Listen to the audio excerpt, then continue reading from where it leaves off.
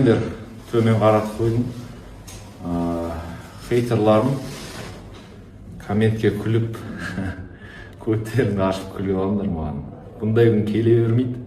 Соңғы рет 3 жыл бұрын тұлғам, 3 жылда бірінші рет қуаныштымын деп сендердің. Білмеймін, бойды қараймыз енді. Повторда асықпай. Бірақ бір нәрсе не то болды, или нокаутқа жұмыс істегім келіп кетті ма, құлатқым келіп кетті ма. Бірақ енді болатын болды. Өшім комментке күліп, ау ерге ұлан, анау ерге ұл, мынау, осы видео сіздерге армат хейтерлар, давайте жазыңдар. Бүкіл эмоцияларын бәрін шығарыңдар астына. Біз демалайық, кішкене демалсы керек сияқты маған. Қарашы, демалайық. Шаршап кеттім, үшімде 2 ай. Просто демалсы керек маған, короче. Білмеймін, қанша уақыт. Может 3 ай, может 4 ай, может жарты жыл. Бірақ ораламын. Еркебұлан не істеп жатыр екен деген нәрсе қызық болып жатқан шығар сіздерге. Мен қазір жаңағы жекпе-жектен де маңызды жекпе-жек басталайын деп жатырмын мен қазір. Біздегі сағат 4:08-де біз аэропортқа барамыз. И 4 сағат мен қазір өз-өзіңмен жекпе-жек жасаймын. Ол қашан басталады?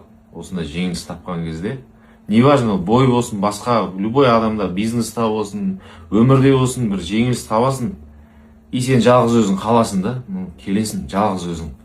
И сол кезде сенде өз-өзіңмен жекпе-жек басталады. Вот сол жекпе-жекте ұтылмау керек, өз-өзіңе ұтылмау керек. Ұтылып қалып, ішіп кетіп, өз-өзін тастап, жұмысын бәрін тастап, семьяң тастап кетіп, ешкіммен сөйлеспей, араласпай, жабылып қалсаң, вот кеттің да сен, өмірің құртылуы мүмкін. Жаңағы жекпе-жекте, жеңілдім, біреу жеңеді, біреу жеңіледі. 50/50 всегда ондай вероятность болады. Ол жарайды, мына жерде сен жеңілуге не имеешь права, да, өмірде. Сен өз-өзіңе ұтылып қалсаң, болды, кеттің да. Соны айтқым келіп тұр. Қазір не істеп жатыр екен Еркебұлан, мен өз-өзіммен жекпе-жек, менде басталды қазір. Мен оны жеңіп шығуым керек. Мен сынбауым керек, арғай қозғалуым керек. Ада комменттарды оқып отырмын, пожеланияларды, бәрін оқып отырмын. Достар, рахмет. Мен жақсы көреді екенсіңдер, действительно жақсы көреді екенсіңдер. Мен де сендерді жақсы көрем. Мына жеңіліс біздің махаббатты арттырды.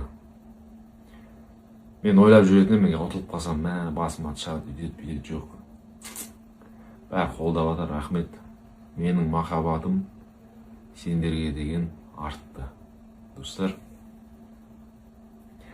шулатамыз әлі.